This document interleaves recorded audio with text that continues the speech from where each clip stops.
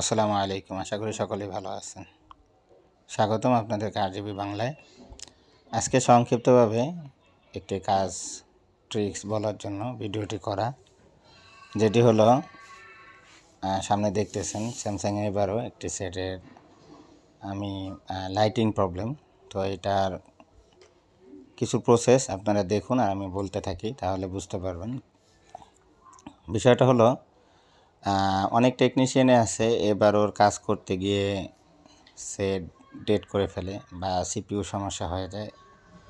তো এ ধরনের প্রবলেমটা কেন হয়, তাদের একটি ভুল হলো, যেটা তার আগে একটু বলে নিই যে এই সেটটি কিন্তু বেশিরভাগই আপনার কাছে 10টা ফোন আসলে দেখবেন 9টার মধ্যেই আউটপুট যে দুইটা ক্যাপ আছে তার ভিতরে একটা বা দুটোটাই নষ্ট হয়ে থাকে।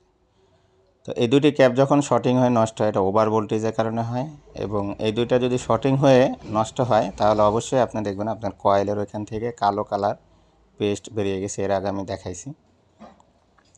তো তখন এই কয়েলটাও রিমুভ করে দিতে হয়, ঠিক আছে? তাহলে লাইটিংয়ের কাজটা পরিপূর্ণ হয়। আমি যেভাবে করি দেখতেছেন যে এখানে টেকনিশিয়ানের কাজ, এইটা উনি অলরেডি কিছু কাজ করছে, একটা ক্যাপ রিমুভ করে রাখছে। যারা এবার ওর বোর্ডে কাজ করছেন তারা দেখলে বুঝবে।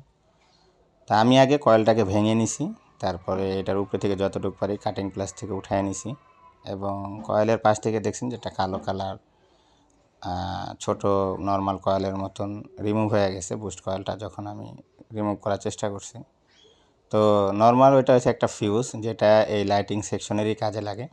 এবং পাশ থেকে যে ক্যাপটা দেখছেন সরে যাচ্ছে, এটা আমরা লাগিয়ে দিব। তো কাজ করার সময় একটু তাতাল দিয়ে কাজ করতে গেলে কম্পোনেন্ট উঠতেই পারে, কিন্তু এটা আপনি সাবধানতা পরে আবার বসিয়ে দিলেই হয়ে যাবে। তো আমি এই কাজটা যেভাবে করি সেই ট্রিক্সটাই বলার জন্য মূলত আজকে আসা। সেটা হলো আমি এইভাবে কয়েলটা রিমুভ করে নিই এবং আউটপুটে যে ক্যাপ থাকে, এই যে ক্যাপটা লাগানো আছে এটাও পরবর্তীতে শর্ট দেখায়, এটাও চেঞ্জ করে দিই। আর যেটা হলো এই কয়েলটাকে রিমুভ করে এখানে লাইটিং কয়েল লাগিয়ে দিই, এবং আউটপুটে যে দুটা ক্যাপ দেখতেছেন অবশ্যই এখানে আরও দুইটা ক্যাপ আপনার বসায় দিতে হবে, নাহলে লাইটিং এটা বিলিং করতে থাকে, ঠিক আছে, টিপ করতে থাকে বা ব্রাইটনেসটা স্মুথ হয় না আর কি।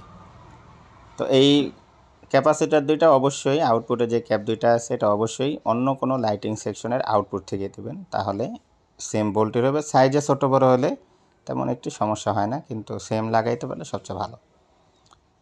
তো যেই কয়েলটা আছে সেই কয়েলটা এখানে আপনারা বসিয়ে নেবেন। আর দ্বিতীয়ত হয়েছে আউটপুটের ক্যাপ বসিয়ে নেবেন। এখানে মূল আর একটা বিষয় আছে, এটাকে আমি সবসময় এইভাবে এখন করি আর দেখছি এইভাবে কাজটা এক চান্সে হয়। সেটা হলো যে এই ছোট্ট যে নর্মাল কয়েলটা দেখছেন, যে বুস্ট কয়েলের পাশ থেকে নর্মাল যে কয়েলটা রিমুভ হয়েছে, ওটা আসলে ফিউজ হিসাবে ব্যবহার করা হয়েছে, ঠিক আছে?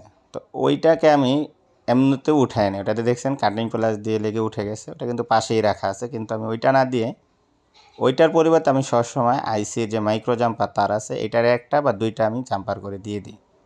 এতে একটা ফায়দা হলো, যখন আপনার সেটা ওভারলোড পড়বে পরবর্তীতে অনেক সময় হয় কি আউটপুটে শর্ট থেকে যায়। এই যে দেখতেছেন আমি একটা ক্যাপ লাগায় রাখতেছি আউটপুটের এখানে, এটা অন্য যে লাইটিং সেকশন থেকে আমি কয়েলটা নিছি ওইটারই আউটপুটের কয়েল, এবং এখানে আইসি পেজ দিয়ে আমি ভালোভাবে রিসোল্ড করে নিই, যাতে করে এখানে হালকা হিটে আমরা বসে নিতে পারি। আর কয়েলটা উঠানোর সময় আমি, এটা হচ্ছে T210 আমার যে আয়রনটা, তো এটার ভিতরে 400তে হিট দিয়ে উঠাই নিছি, যার কারণে সহজেই কয়েলটা রিমুভ করা গেছে। কম হিট দিয়ে এটাকে টানাটানি করা যাবে না, তাহলে সমস্যা হয়ে যাবে। এরপরে যেটা করতে হয় যে আউটপুটে অনেক সময় কি হয় যে ওই ক্যাপ দুইটার একটা শর্ট দেখে আর একটা আধা আধি শর্ট দেখায়, মানে একটা ফুল শর্ট থাকে আর একটা দেখাচ্ছে হালকা ড্যামেজ হয়। তো আমরা অনেক সময় এই জিনিসটা বুঝতে পারি না, না বোঝার কারণে কয়েলও নতুন বসাই, ক্যাপও নতুন বসে, অনেক সময় লাইট আসার কিছুক্ষণ পর আবার দেখা যায় কয়েলটা নষ্ট হয়ে গেছে, শর্টিং। তো সবচেয়ে ভালো পদ্ধতি হলো যে এটাকে রিমুভ করে দেয়। দেখতেছেন আমি যখন মেজারমেন্ট করছিলাম কয়েল রিমুভ করে, তখন কিন্তু ওই জায়গায় ওমস ঠিকই আসলো, যদিও মিটারটা আমি ভিডিওতে আনতে পারিনি। কিন্তু পরবর্তীতে যখন এটা সেট করতে যাব, চেকিং প্লেসে যায় দেখি যে লাইট আসে না, গরম হইতেছে। তাড়াতাড়ি করে আমি ব্যাটারি ছুটাই নিছি, এবং এই পাশের যে আউটপুট যে ক্যাপটা ছিল এটাও আমি রিমুভ করে দিই পরে, শুধু একটা ক্যাপ রাখি পরে, যেটা আমি পরে লাগাইছি। আর একটা ক্যাপ দিয়ে হয়ে যায়, আউটপুটে কোনো সমস্যা নেই। আর এখন দেখতেছেন আমি আইসির যে মাইক্রো জাম্পার আছে এটা দিয়ে আমি কাজ করে থাকি। এখন মূল বিষয় হলো আপনার হট গানের হিট অনেক কম। আমার কাছে এটা নিয়ে অনেক কল আসে যে ভাই এরকম লাইটিং কাজ করতে গেছি, এখন সেটে 250-300 সেন্স ধরে আছে। তো দেখেন, প্রথমত একটা বিষয় হলো এটা, আপনি যখন লাইটিংয়ের কাজটা করছেন বা কয়েল বসাইছেন, আইসি বসাইছেন, যেটাই করা লাগছে আর কি, করার পরে আপনি কিন্তু একটা জিনিস বুঝতে পারেন না যে আপনার আইসির ভিতরে বল মেল্ড হয়ে গেছে কিনা।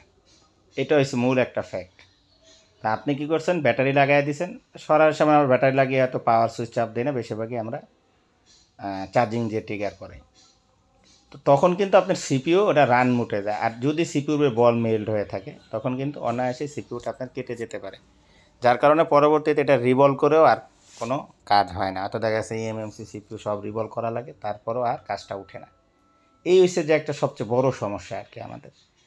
তো আমি মনে করি যে এইটা আপনার যদি বেশি হিট দিয়ে কয়েল উঠান তাহলে অবশ্যই আপনারা আইসিটা বসানোর পরে আগে মিটারে দেখে নেবেন যে ওভার সেন্স উঠতেছে কিনা, এবং সেন্সটা কাজ করার আগেও একবার দেখে নেবেন, এটা সবচেয়ে বেটার।